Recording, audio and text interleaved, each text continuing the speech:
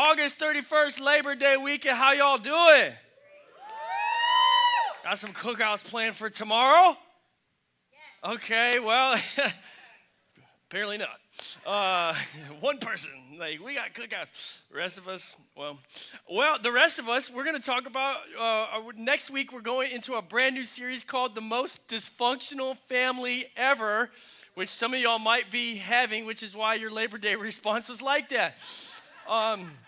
But we're going to jump into that series next week. We're so excited for it, talking all about blessings and curses and how that continues to impact generation after generation and how we can be a part of God's blessing on earth even more. But this week we are finishing off our Blueprint series, which I'm so excited for. And we've covered a lot this series. We covered why we exist. We exist to introduce people to Jesus, to cultivate a community of genuine followers pursuing the way he did life. I'm only reading that fast because it's my fifth time, okay? So everybody else, if it's your first time, go ahead, take your time, read it. It's also out in the lobby now, so you can read it out there.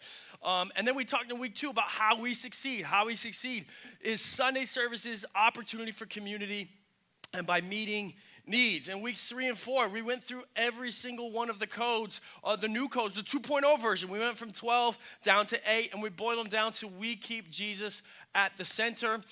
We believe in everyone. We speak life. We don't maintain, we multiply. We have fun. We are servant leaders. We add value everywhere, and we are cause-driven.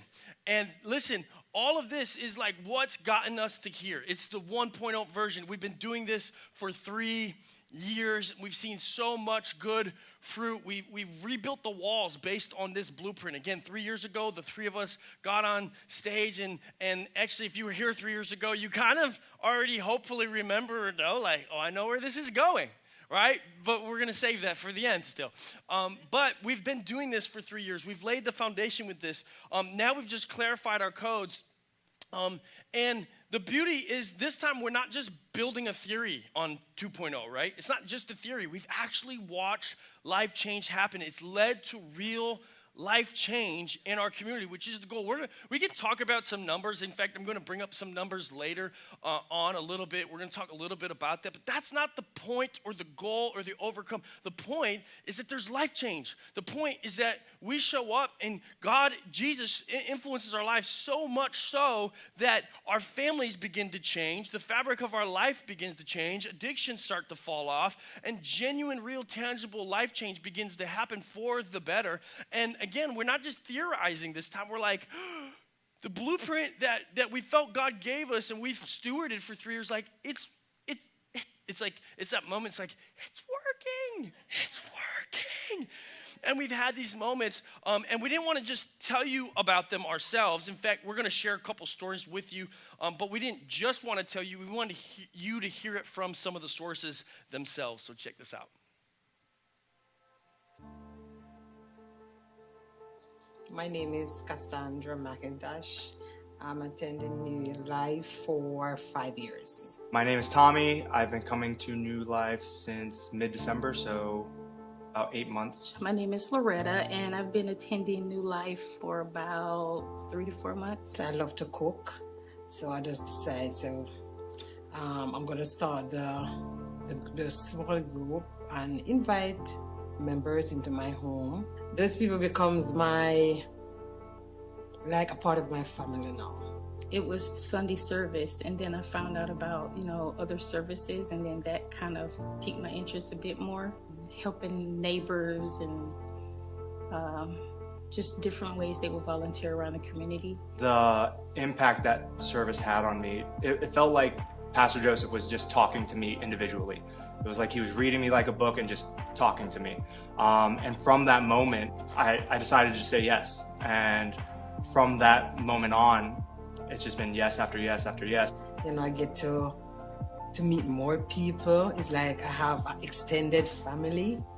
People who I can call upon if I need to talk or need not only guidance, they're there for me. So I'm thankful for New Life.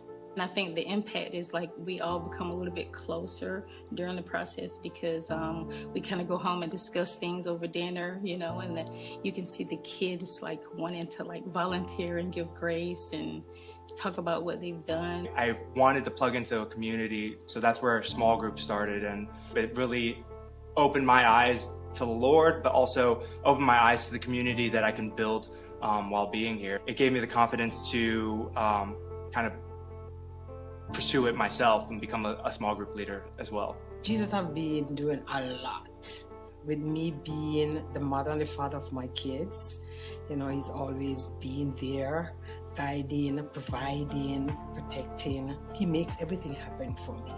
Jesus is moving mountains in my life, pouring into me as much as I can take it, and I want to be able to pour that out to others so they can experience the same love, mercy, and grace. Gosh, Jesus has done a lot in my life. I suffer with a lot of pain, so I'm constantly talking to him, and he's kind of helping walk me through it and easing my pain a little bit more, and making me feel uplifted and wanting to provide some services to other people because of that. Attending New Life, that really changed my life. My name is Tommy, and going to New Life has changed my life. My name is Loretta Shirk, and New Life has changed my life. Come on, give it up for those. I love hearing those testimonies of what God is doing in and through lives within this church. It's beautiful to be able to see through Sunday service, through opportunity for community. You heard a lot about small groups as well as through meeting needs. And I want to share a couple other stories with you, one of which I mentioned earlier that last month, we raised $3,000 together for Thrive Wellness and Recovery. Thrive, for those who don't know, they help people that are suffering with addiction and mental health within our own community. These are people that we rub shoulders with right around and about. And we were able to raise $3,000, and they sent us a letter of gratitude just expressing the impact that it had. And I wanted to share it with you all because it's not just something we did, it's something we do as a church community. Come on. Right, I'm not going to read the whole thing, but I'll read the end portion here. Your kindness and generosity is more than appreciated. It's a contribution that changes and even helps save lives. It is hope and healing. We are truly blessed to partner with a congregation that cares deeply and gives freely to help and uplift others. May your generosity return to you tenfold. With heartfelt appreciation, Tracy Leonard and the Thrive team. Give it up for yourselves. Again, wanted to share that with you to show the impact that we are able to have with organizations such as Thrive. By the way, Thrive comes periodically and actually helps out in our warming center with those who are homeless and helping them take next steps to get on their feet. So they're there periodically. By the way, last Sunday, while we were all having church, do you know we had 17 guests over in our warming center? 17 people that have a safe place that they can come hang and get fed and be. Several of whom actually started attending our services, which is a beautiful thing to be able to see. And I think it's such a beautiful depiction of what the church is supposed to look like. No matter your background, no matter what you've gone through, no matter what you're currently going through, what you've done, guess what? You are welcome here, and there is hope for you in Jesus. After all, hey, we believe in everyone. Isn't that right? And along the way, come on, you can get it up for it. Along the way, I get to hear some beautiful success stories of people who are starting to make their way to get back on their feet from our great staff and Tony, who's helping run it, things back there. Hear success stories. Hear about Dominic and Justin, who both recently secured jobs. I hear about David, who recently secured permanent housing and now has a place that he can live.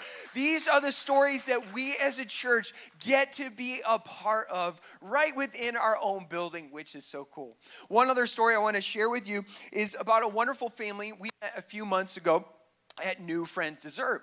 Their names are James, Mary Jo, and Dylan. This wonderful family was trying to find out how they could be more involved with our church community at the New Friends Dessert. They had recently moved from Oklahoma, primarily to get access to better educational support and resources for their son.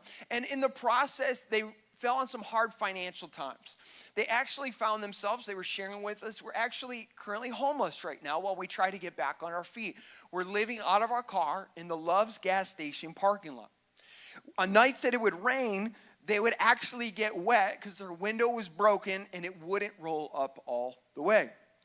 Again, they were in a tough spot. James was determined, though, and he said, hey, during the day, I'm still going to do my best to get back on our feet. I'm going to do DoorDash, going to do deliveries to try to make ends meet. Pastor Joseph sat down with them at New Friends for a while and connected with their story. And afterwards, we had a board of elders meeting, and he brought it up to the board of elders and asked, hey, what can we do? What are some ideas? How can we step in and help this family that is in need? Again, it's one thing to see a need. It's another thing to ask a question. It's another thing to actually step up and do something. Some ideas were shared there. But the wonderful thing about our leader, our lead pastor, is he didn't just end there. He asked him and his wife and said, hey, what can we do personally? By the way, he wouldn't want this all shared, but I got the mic right now, so I'm going to share it anyways. He said, what can we do personally to actually help this family? They said, hey, we have this family camper. It's 28 feet. And right now, when it's not being used, that's a little too early, but that's okay.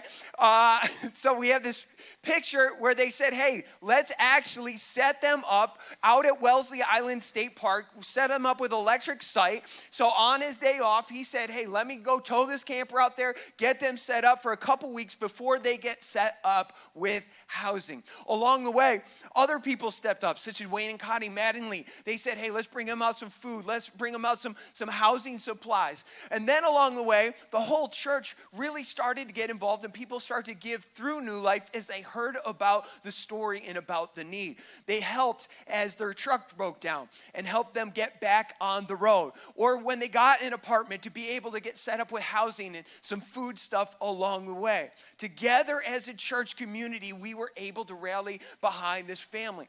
I talked to them last week, and the beautiful thing is now, not only do they have permanent housing in their very own apartment set up, but I just heard that James has a great job starting on Fort Drum. Yes.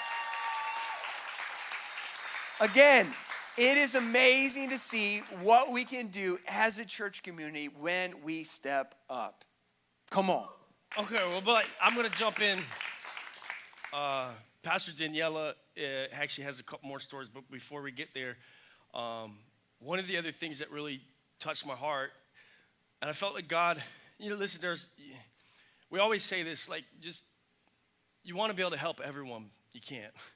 But that's not an excuse to not help somebody. And a lot of times it's the prompting of the Holy Spirit. And when we sat with the family, when I sat with the family at New Friends, I just felt God was like, this one's yours. And we're going to take care of them. And the other thing Mary Jo shared, and obviously many of us have kids, just shared about her son Dylan and what he was going through. And one of the reasons the main reason they moved from Oklahoma to New York was to get him some special education. And in the midst of it, just kind of sharing that they felt very little support in Oklahoma. In fact, his last birthday, she shared that she sent a ton of invites out, and nobody ended up showing up for that day, for his birthday. And that stuck with me. And what else stuck with me was the date. And we didn't orchestrate this, which is always so wild to me the way God works, but his birthday is this Tuesday, September 2nd. And my family always, listen, it's your birthday, sometimes it's the weekend before and sometimes it's the weekend after. Anybody else? Anybody else? But, so I thought today, Dylan, maybe last year nobody showed up, but I felt like this year we all showed up. And it's your birthday. And so we got you a cake. And if y'all are okay with it, we're going to sing happy birthday to Dylan right now. And we're going to make his birthday special because we all showed up just for your birthday today. That's the only reason we're here, bro. Here's your, oh, no, don't blow it out yet. We got to sing happy birthday. Y'all ready? He's 15 years old on Tuesday. Who's starting this? I can't sing happy birthday.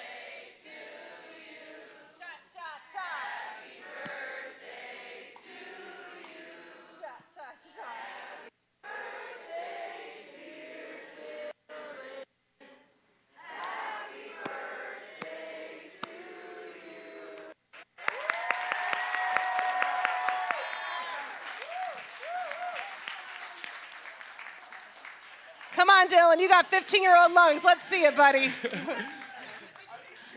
I know, I'm sorry. No, they weren't trick candles. Okay, They're I spark double-checked. candles. I didn't get trick candles.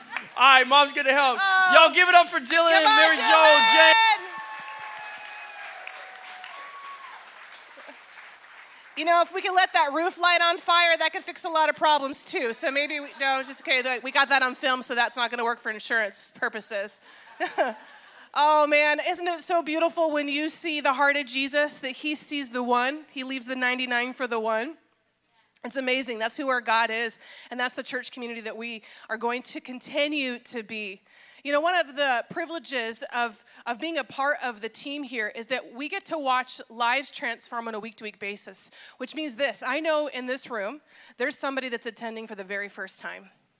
And you're here probably because there's a crisis in your life, and you're looking to see if God can be your answer. And I'm here to tell you that Jesus is the answer.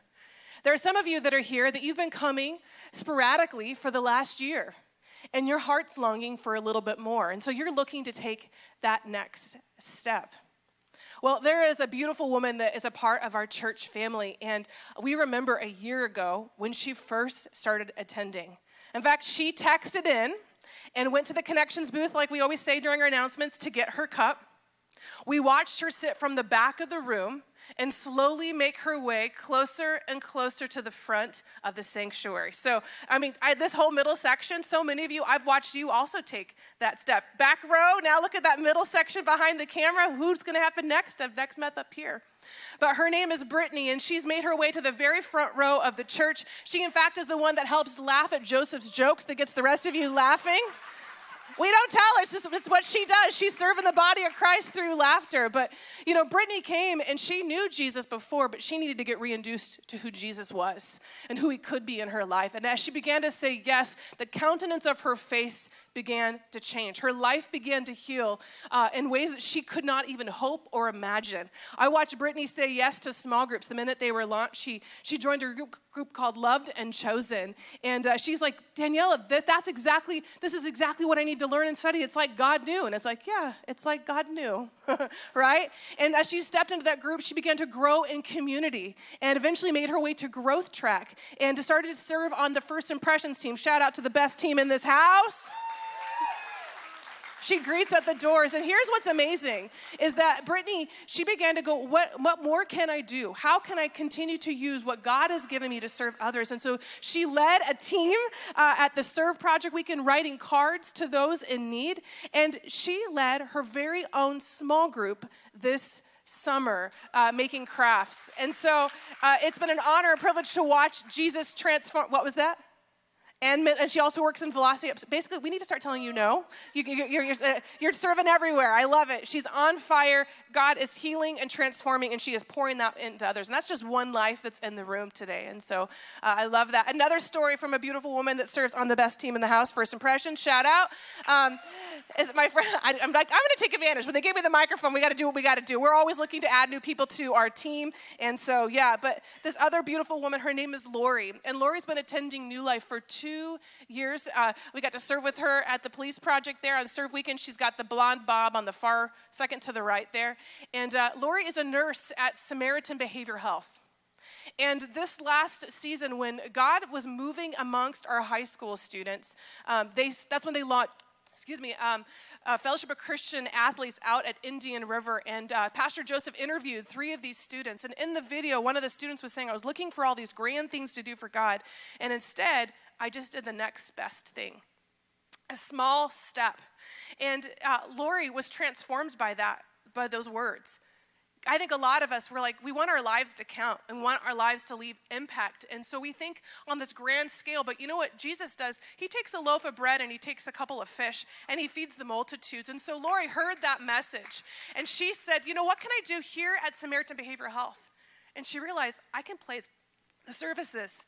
And so she went to one of her leaders and asked, hey, during group meetings, can we live stream my church on Sundays when I'm working?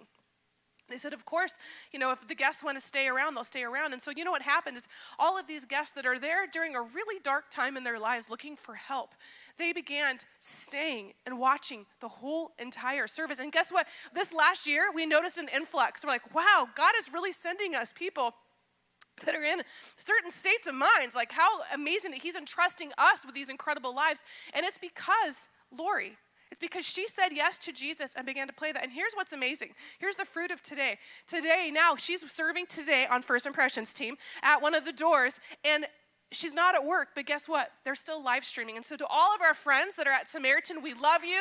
We see you. God is for you. He's got a plan and a purpose. He's got peace that surpasses understanding to come upon your mind and your spirit. And so shout out to Lori, who said yes to Jesus in the little step. And so my question for you today is, what small step is the Holy Spirit asking you to take? What seat are you sitting in? And God is saying, just take that next step forward and see what God can do, because that is the gift that we get to be a part of here at New Life. Another really beautiful staff member that I work with, her name is Tony. She's worked at the Warming Center since they've opened. We heard a little bit of her story a little bit back, but I'm just excited to tell you that she got promoted and she's now the director of our Warming Center. And now we get to hear a little bit more from our girl, Tony.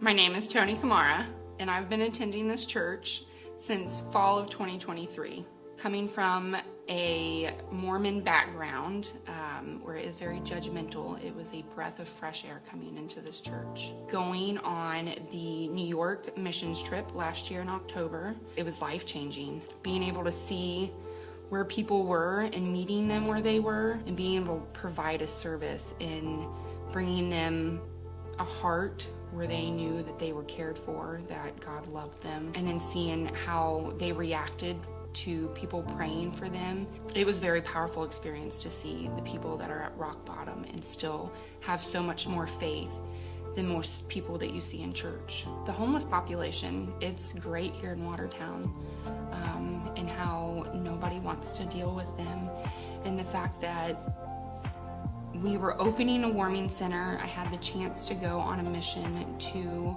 witness the homeless in New York City, and how powerful some of the conversations we had made me really want to get involved in the warming center that was being spoken about in church.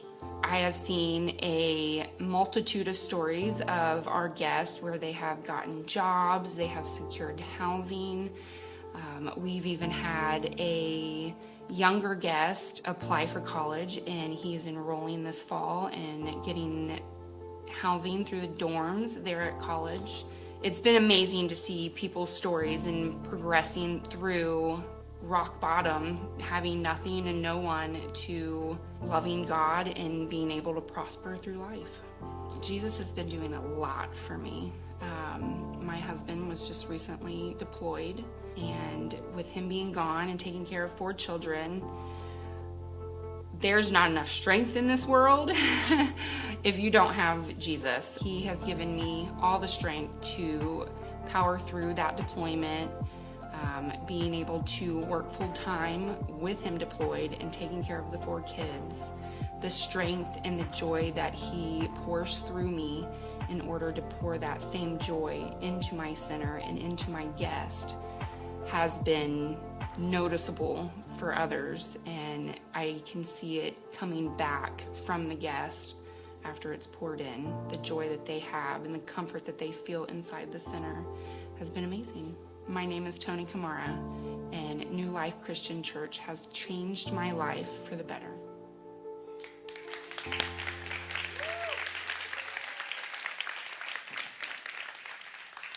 You can see now why I had to wear my Michigan jersey, right? Okay, it's a little sports joke. All right, it's fine. This is why we have this vision. This is why we have this vision. All the life change, all the stories we just shared, all the individuals. It's not for mass sheer numbers. It's like real people allowing Jesus to come into their lives and transform him and live for the better from that day on, to see hope, to see life, to see love, to see light. And the more we see that, the more we lean into it. It leads to real lives being tangibly touched and affected for Jesus. Now, you might go, well, why are we talking about it 3 years later? Well, actually, it's threefold reason. There's a threefold reason. One, because we fought for this moment. We fought for this moment for the last 3 years. Listen, it's awesome, but it's not all daisies and butterflies. It takes work, and you might be surprised sitting here today, maybe not, after the Blueprint series, but our last Blueprint series was so amazing, and it was awesome, and then we got off stage, and then a bunch of people kind of, were like, we hate that. That happened. And they spoke against it, and they spoke against us. In fact, we had one person come and said, we want to meet with the pastors. And they came into our office, and they said, it's a prophetic voice that I have. And they said, all I have is it's going to fail. That's what they said to us. And I could kind of, it's 3 years later, so I could be like jovial about it now. But in the moment, like it was hard to hear. It was hard to hear that. It was hard to try to resonate with that. It was hard to try to figure that out. Like, what does that mean? And by the way, just like I'm going to give one little tiny elbow, and really beyond that, I'm just going to give some instruction. If you're ever coming with a prophetic tone, if you notice within Scripture, any prophecy, when God said it's going to fail, he gave the reasons why, and he gave the what to do in order for it not to fail. So if you think you're in a prophetic tone or a prophetic voice, if you don't have clear instructions and what needs to happen for it not to fail, you're not in the prophetic, you're just a doom speaker. You're just a doomsdayer. And, encouraging to hear now 3 years later, because we're launching the 2.0 version, it didn't fail! Woo-hoo-hoo-hoo! It didn't fail. It didn't fail. The 1.0 version was awesome. But the idea, it was difficult. We had to fight. We had to work. We had to sweat. It's through lots of blood, sweat, tears of our whole church community. People came along the vision and joined in. And yes, others first, people left initially, but others came along and started to see what God was doing and what God was about and came along in it. That's number one why. Number two, because the fruit's been so real. The fruit has been so real, not just in the stories we just told, but in fact, my first service here 3 years ago was July 4th weekend, and it looked like this. This is during the message. I'm me walking out to preach the message, and if you kind of notice, you can see like it's pretty bare. It's pretty bare. Hello, somebody answer. It's pretty bare. There are around 70 adults. In that service. There was around 100 in the second service. And again, that was July 4th weekend. I wouldn't say that the church was that low, but it was probably around 300 at the time. And, some of you might be going, but the New Life story says that it was 800. Well, COVID happened, people. COVID happened to this church. And in New York,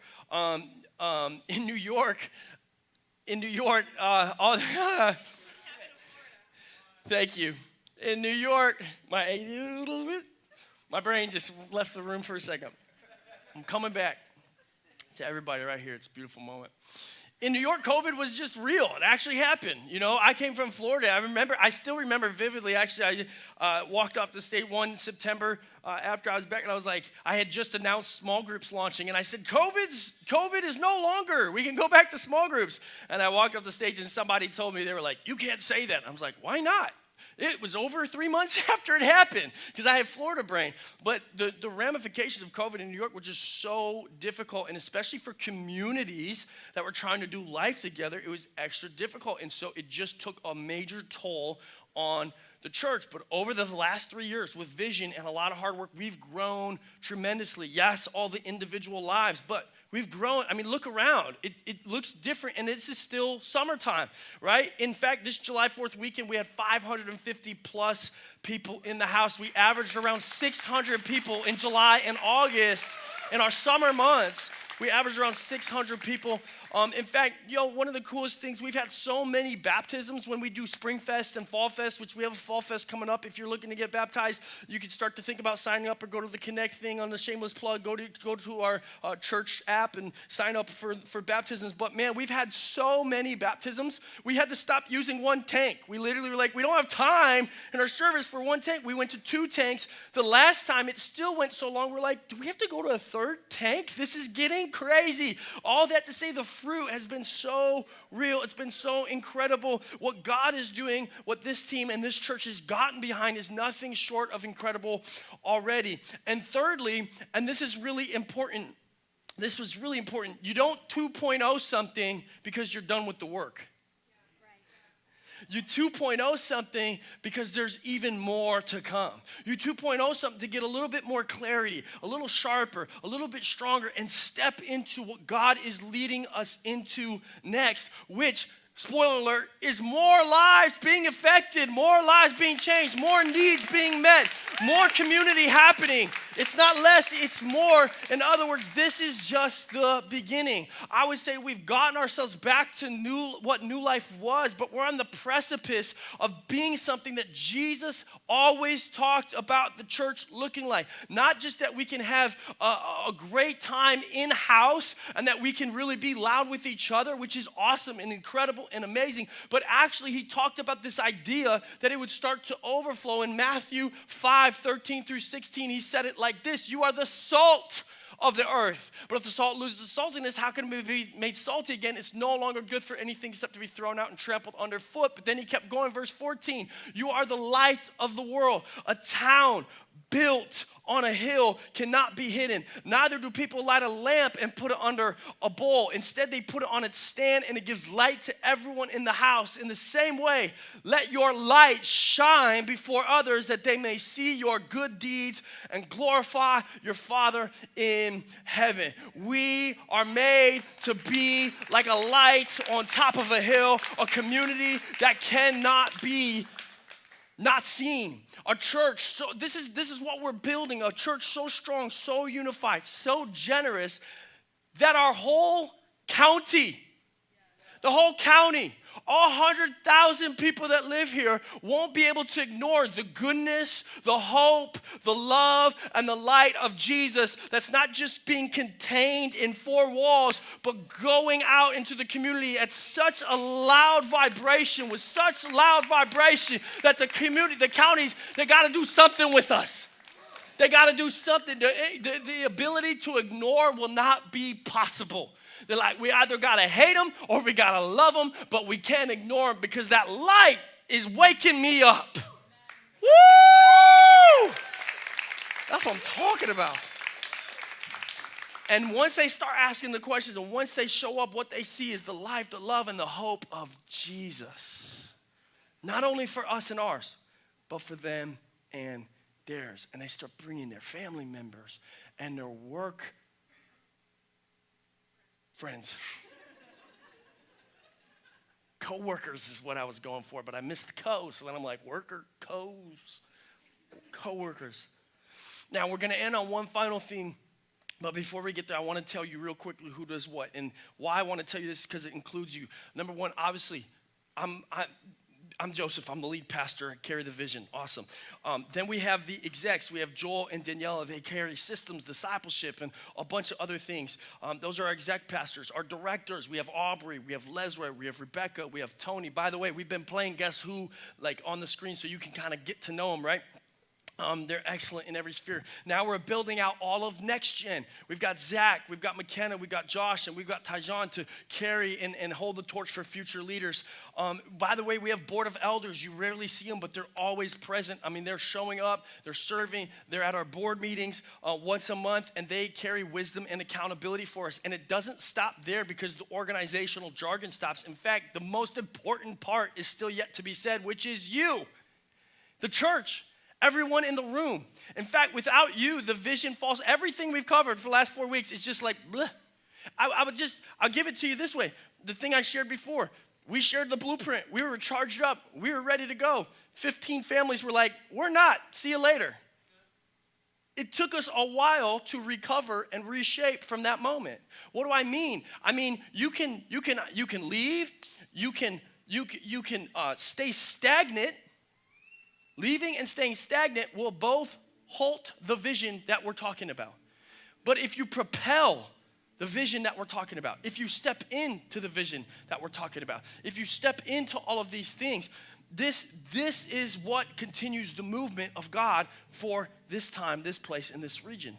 Us collectively believing in why we exist, stepping into how we succeed, and living out our code is how this all continues to move forward in a way that continues what? To illustrate the life, the love, the hope, and the light of Jesus.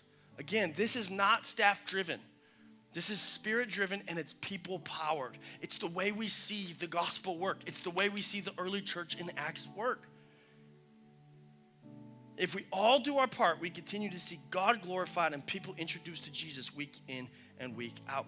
And I want to lastly just show you what it looks like when we introduce people to Jesus and cultivate a community of genuine followers. Firstly, I gotta make sure I get the right one. This is it, right? Heck yeah. You didn't think I'd have a champagne tower with no champagne, did you? Going to the wrong, or you showed up at the, I don't know what I'm saying. Okay. Showed up at the wrong church? Does that make sense? No. That doesn't make sense.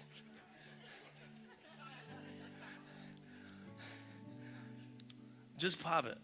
But you got to build suspense before you pop some champagne. Oh, no, I won't shake it. No, I won't shake it. No, I won't shake it.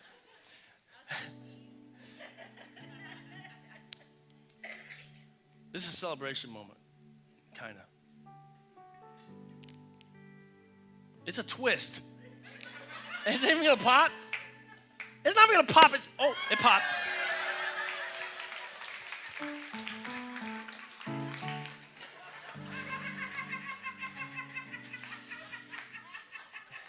The crazy part is they're going to be like, are we going to recreate that for second service? No, we're genuine around here.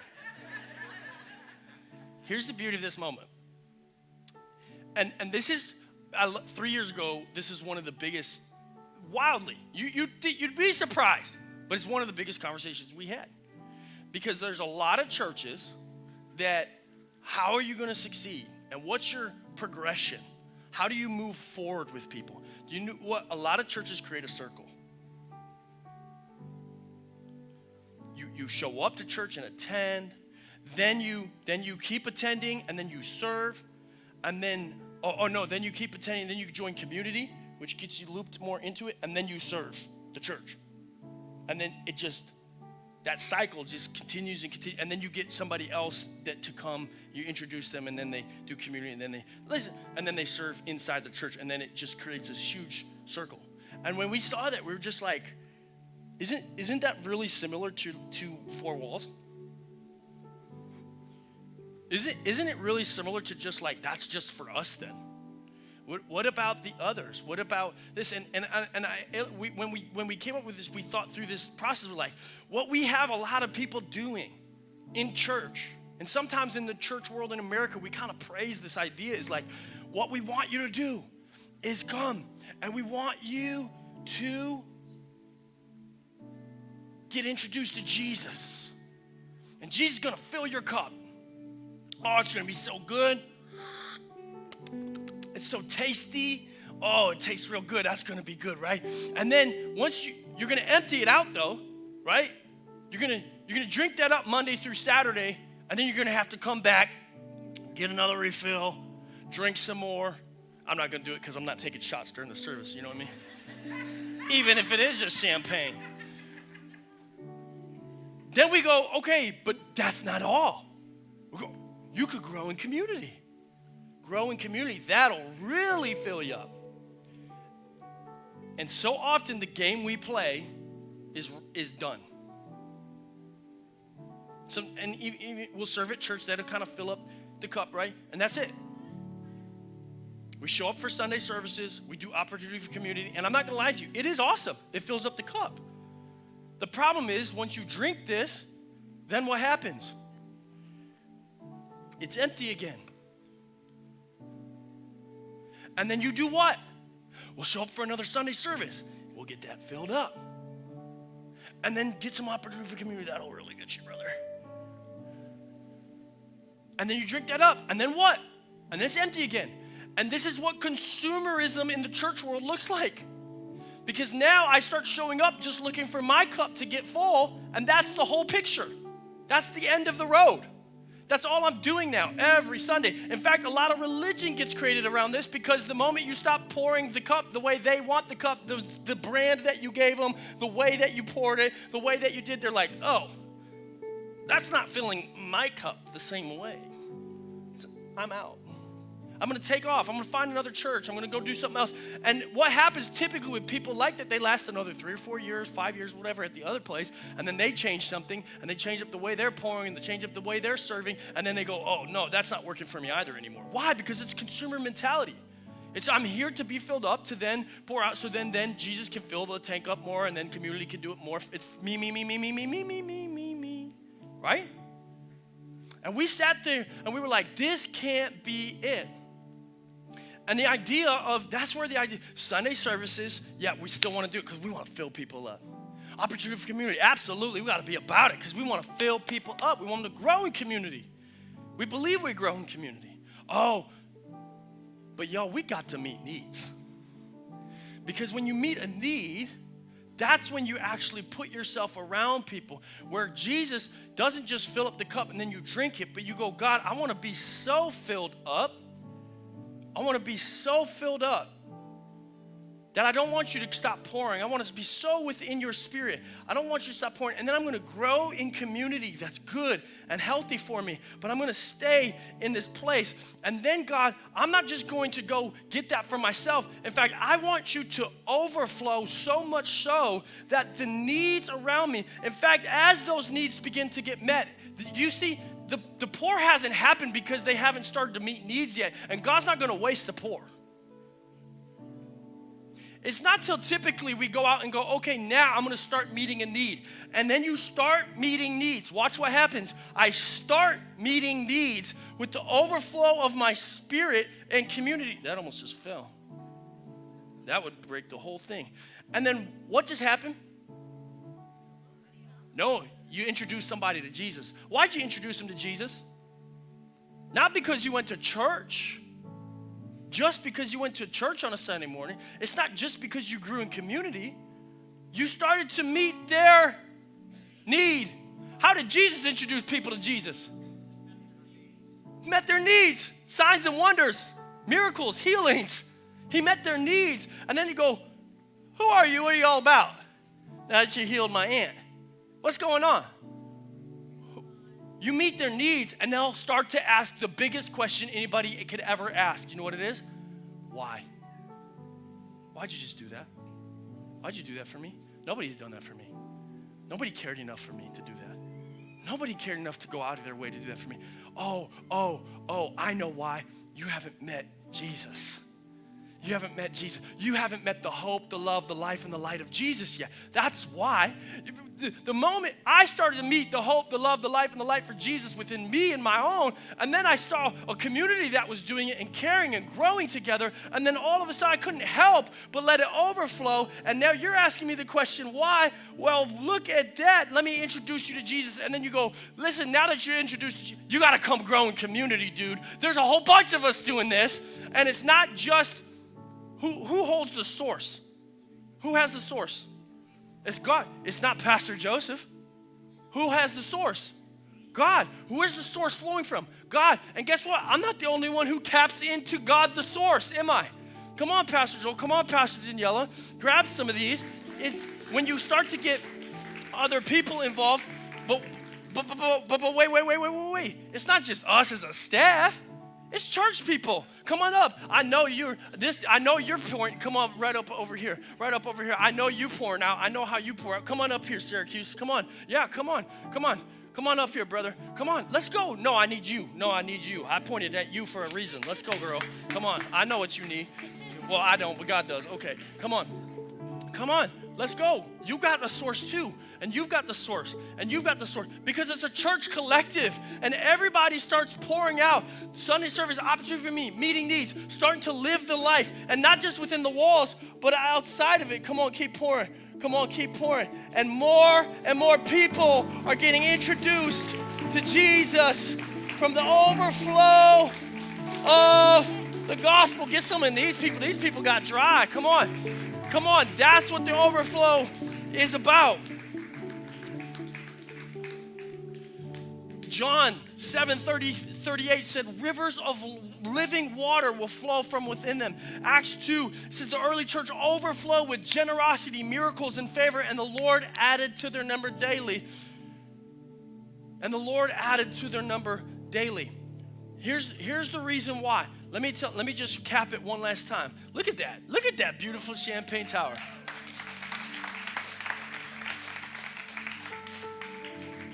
Oh, I love this because look, some souls we still got more pouring to do. We still got more pouring to do. What have we covered this series? Why we exist, how we succeed, how we behave. But I'll tell you why. All of this is it's great strategy. It's great language. It's great movement. I'm asking you to align yourself with it. But why? The main why is for the result that there would be an overflow. That's so powerful. That's so powerful that it begins to reach many more lives, that we would keep having video after video after video and testimony after testimony after testimony and life change after life change after life change that would continue to glorify Jesus. It's all Jesus doing the work through us. It's all Jesus doing the work through New Life. New Life's just an engine that he's using. That's it. But here's what we'd ask you to do. What do I do? How do I assimilate? How do I align with it? Go to Growth Track. Join a small group. Be generous when we talk about a Kingdom Builders initiative. Get on a serve team. It doesn't have to be First Impressions, but they are awesome. Join the Kidsmen team. Join production, whatever. Get on a serve team. Live the code. Don't just pretend to do it when you're in this church. Live the code. Live the code. Because when the people of God unite under one mission, the impossible becomes possible. The invisible becomes visible. And the natural becomes supernatural. I grew up on the stories of the Old Testament and New Testament alike of people seeing the natural become supernatural. And I think we've gotten to see it in the last 3 years. We've gotten to see glimpses of it. We've gotten to see a beautiful picture of it. But church, I'm here standing in front of you to tell you it's not the end, it's just the beginning. God's gonna do an incredible work in this area and in this life. Let me pray. God, thank you so much for what you're doing in and through us. Thank you so much for who you are. Thank you so much for what you continue to allow us to be a part of. And I pray that we would just continue to steward it. Not just myself, not just Pastor Joel and Daniela, not just the rest of this amazing, beautiful staff, but God, that the whole congregation, our whole community would join in and that we would see like never before in Jefferson County, the life, the light, the hope, and the love of Jesus continue to rise and shine so bright. I'm actually praying that it would annoy people because of how bright the light is. It would wake them up out of their slumber and that they would go, what is going on over there? And that your glory would be the glory, that you would get all glory to your name because of it. And I praise you for it. In Jesus' name, amen.